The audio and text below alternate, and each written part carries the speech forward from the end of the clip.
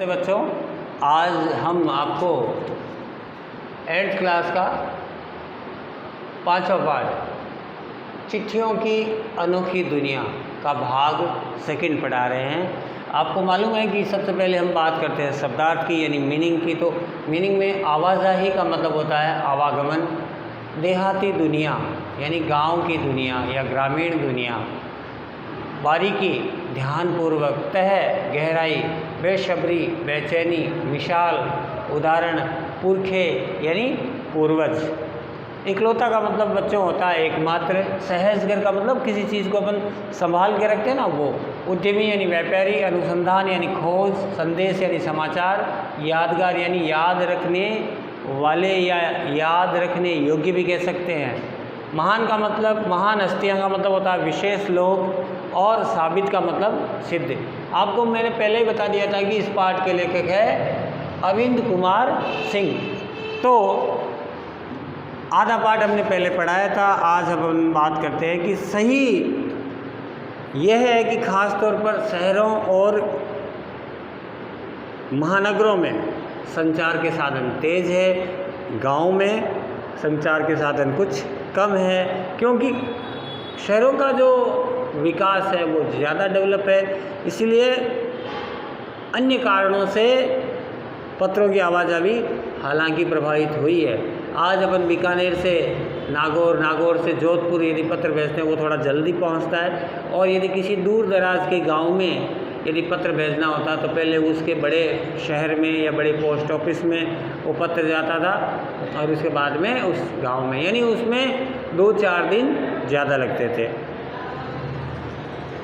Fax, email, telephone, mobile ने चिट्ठियों को तेज़ी से रोका है, पर व्यापारिक डाक की संख्या लगातार बढ़ रही है। जहाँ पत्रों का सवाल होता है, अगर बारीकी से हम तहकीकात करें तो हमें ऐसा मिलेगा कि जो व्यापारिक पत्र है या सरकारी पत्र है वो पत्र आज भी कायम है। हालांकि ईमेल एक साधन है, एक ऐसा है जो तुरंत प्रभाव से सूचना देने का, लेकिन जो इंतज़ार हम पत्रों के ज़रिए करते थे, जो इंतज़ार हम तार का करते थे, वो इंतज़ार अब हमें ईमेल वगैरह का नहीं है। आज एक नया दौर है। आज पत्रों का लोग महीनों तक इंतज़ार नहीं करते हैं। परिवहन साधनों के विकास ने इसकी दूरी घटा दी है। कई लोगों के लिए संचार का साधन चिट्ठियाँ ही थी, पर आज साधन सीमित हो चुके हैं और चिट्ठियों का बोलबाला थोड़ा कम हो गया, लेकिन इनकी महत्ता बच्चों कम नहीं होती है।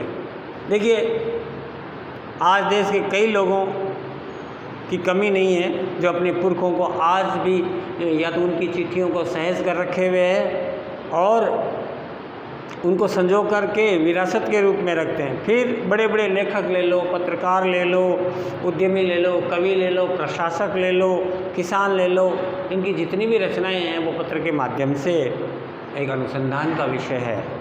आज संचार के साधन होते हुए भी यदि हम देखें तो पंडित नेहरू और अपनी पुत्री इंदिरा गांधी को फ़ोन करते थे, हैं। गांधी जी ने भी अपने जेल में रहते हुए अपने पुत्र को पत्र लिखा था, हैं। उनकी पत्नी कस्तूरबा को पत्र लिखा था। वो पत्र आज भी हम किताबों के माध्यम से पढ़ते हैं या विरासत के रूप में हम जानते हैं। 10 करोड़ लोगों को प्रेरणा देने वाले थे, यानी जो नेहरू जी ने जो अपनी पुत्री इंदिरा गांधी को पत्र लिखा था वो पत्र किताबों में छपा था, और किताब के ज़रिए 10 करोड़ लोगों ने इनको देखा, पढ़ा और समझा। पत्रों को तो आप भी सेव कर रख सकते हैं बच्चों। SMS संदेशों को आप जल्दी भूल जाते हैं, लेकिन पत्र एक दिल को तसल्ली देने के लिए होते हैं। तमाम हस्तियों की यदि हम बात करें तो यादगार धरोहर के रूप में आज भी पत्रों को शामिल किया जाता है। आज जैसे हम शादी ब्याह में, मैंने आपको पहले बताया था, शादी ब्याह में फ़ोन कर देते हैं, SMS कर देते हैं, मैसेज कर देते हैं, फैक्स कर देते हैं, लेकिन फिर भी जो इनविटेशन कार्ड जिसको हम निमंत्रण पत्र बोलते हैं वो हम छपा हुआ ही देते हैं। भारत में इस श्रेणी में महात्मा गांधी सबसे आगे रहे थे। दुनिया के तमाम संग्रहालय जानी मानी हस्तियों के पत्रों का आज भी अनूठा संकलन कर रही है। तमाम देश, काल, समाज, इनको जानने का असली पैमाना है वो पत्र ही है। भारत में आज़ादी से पहले महान संग्राम के दिनों में कुछ अंग्रेज़ अफसरों ने अपनी परिवारजनों को भी पत्र लिखे थे। वायसराय जितने भी आए, गवर्नर जो भी आए थे, इन्होंने यहाँ रह कर के अपने विदेशों में भी अपने बाल बच्चों को, पत्नी को, माता को, पिता को, इनको पत्र भेजा था। वो आज पुस्तकों के रूप में आज भी बच्चे पढ़ते हैं। इन पत्रों में ये साबित कर दिया कि संग्राम, जो चाहे स्वतंत्रता संग्राम हो या और कोई सा भी संग्राम हो, पत्रों ने अपनी मजबूती के साथ ज़मीन पाई है। बच्चों, महात्मा गांधी के पास दुनिया भर के तमाम पत्र केवल इंडिया लिखे हुए मिलते थे। वे जहाँ रहते थे वहाँ पहुँच जाते थे। आज़ादी के आंदोलन को कई बार पुराने ज़माने में कोई भी यदि गांधी जी को पत्र लिखता विदेश से, तो वो सिर्फ इतना ही लिखता, महात्मा गांधी इंडिया, तो भी वो पत्र गांधी जी के पास पहुंच जाते थे, क्योंकि गांधी जी तो एक ही थे ना, और वो प्रसिद्ध व्यक्ति थे। तो आज़ादी के आंदोलन में कई दिग्गज हस्तियों ने भी गांधी जी को देश विदेश से पत्र लिखे वो उनके पास पहुंच जाते थे, और गांधी जी भी शहर से उनका एक एक करके जवाब देते थे। अपने हाथों से ज़्यादातर पत्र लिखते थे गांधी जी। जब लिखते थे उनका दाहिना हाथ दर्द करने लगता, तो वो बाईं हाथ से भी पत्र लिखने की कोशिश करते और लिखते भी थे। तो बच्चों, हमें भी ये कोशिश करना चाहिए कि हमारा ये हाथ चलता है तो हमें इस हाथ से भी थोड़ा थोड़ा लिखने की कोशिश करते रहना चाहिए, क्योंकि एक का दुख दूसरा सुन ले। यदि ये हाथ दर्द कर रहा है तो ये हाथ उसका सहारा बनता है। आप कोई चीज़ उठाते हैं तो एक हाथ में ज़्यादा ताकत लगा सकते हैं, तो दूसरे हाथ से कुछ सहारा भी बन सकते हैं। महात्मा गांधी इन्हीं आंदोलन के समय तमाम नायकों ने पत्र गांव-गांव में लिखे थे। पत्र भेजने वाले लोग उन पत्रों को किसी प्रशस्ति के रूप में आज भी मानते हैं। वो ये मानते हैं कि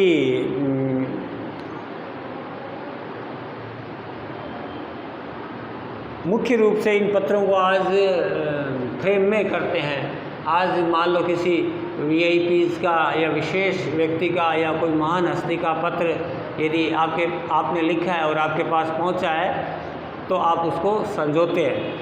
बड़े बड़े नेताओं के पत्र आ सकते हैं, बड़े बड़े फिल्मी सितारों के पत्र आ सकते हैं, और वो कब आते हैं जब आप अपनी भावनाओं को उन तक पहुंचाते हैं। नेहरू गांधी के लिखे गए पत्र, टैगोर के पत्र, ये प्रेरणादायक थे। महात्मा गांधी और कवि के नाम से टैगोर ने 1915 से 41 के बीच में समाचार पत्रों का एक संग्रह किया था। वो एक नई तथ्य लेकर के अपनी उनकी खुद की मनोदशा का लेखा जोखा उसमें मिलता है। यानी एक महान हस्ती पहले गरीब थी और उसके बाद में वो महान बन गई, एक बहुत बड़ा धनवान बन गई। तो किस कारण से बनी, उन्होंने क्या क्या सत्य, त्याग, परिश्रम ये अपनाया, तो ये बच्चों हमारे लिए प्रेरणा का स्रोत बनती है। पत्र व्यवहार की परंपरा भारत में आज से नहीं, पुराने ज़माने से है।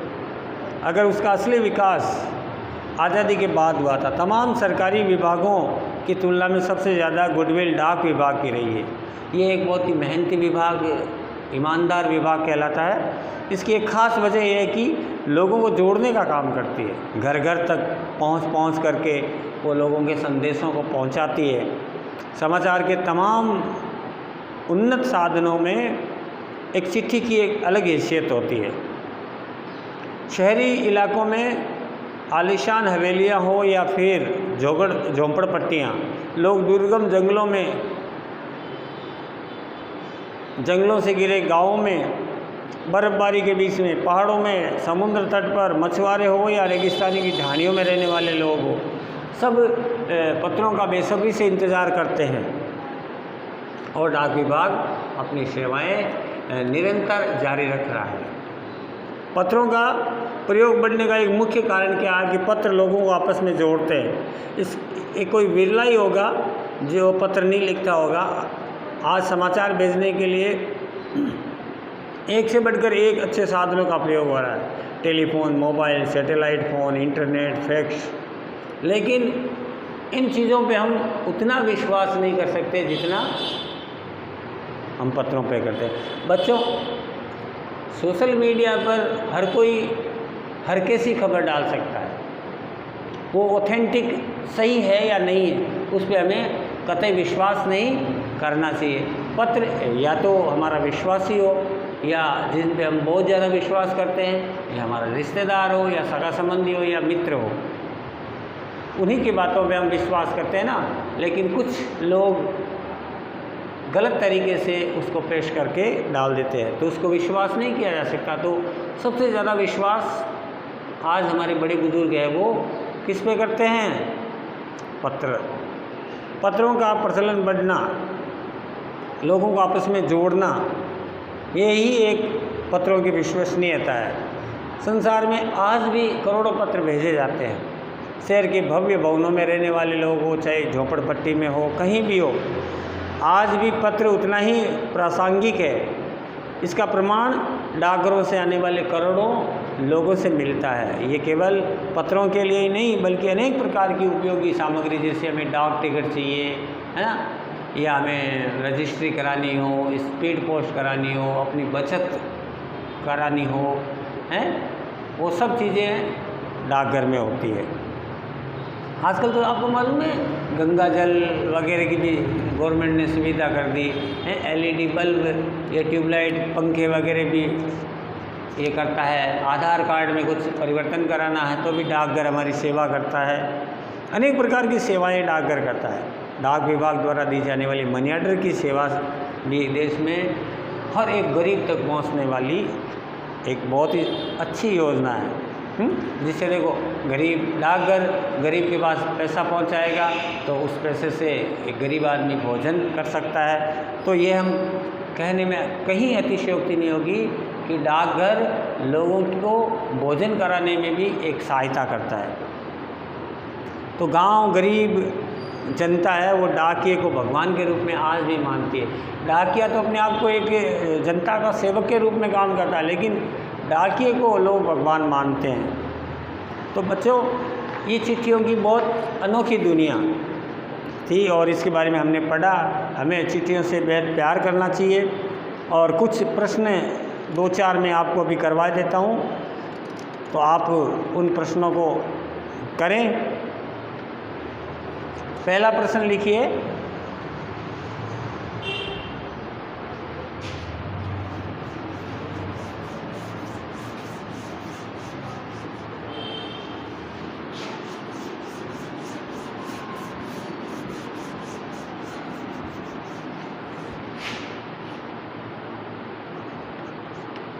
प्रश्न नंबर 1 लिखिए।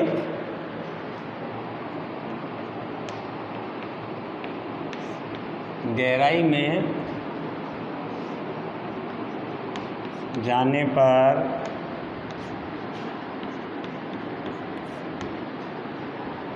पत्रों के बारे में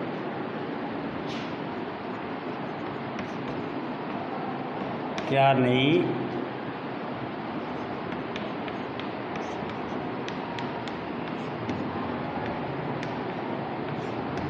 पता चली?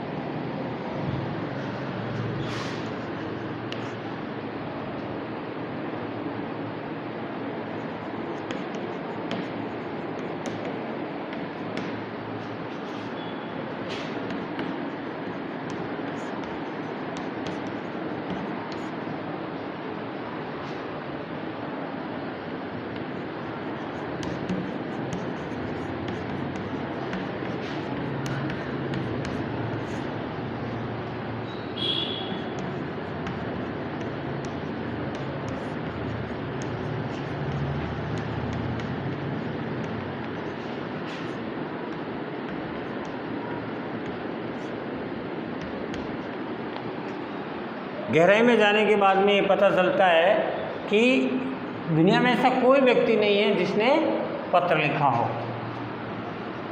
प्रश्न नंबर 2,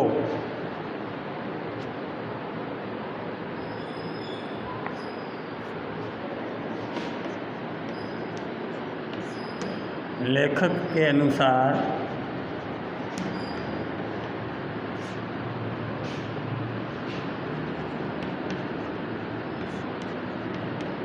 कौन लोग पत्रों का उत्सुकता से इंतज़ार किया करते हैं? उत्तर में लिखना है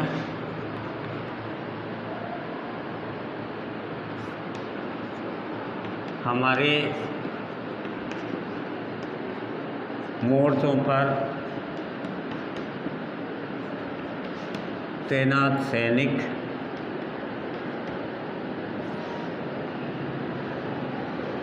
या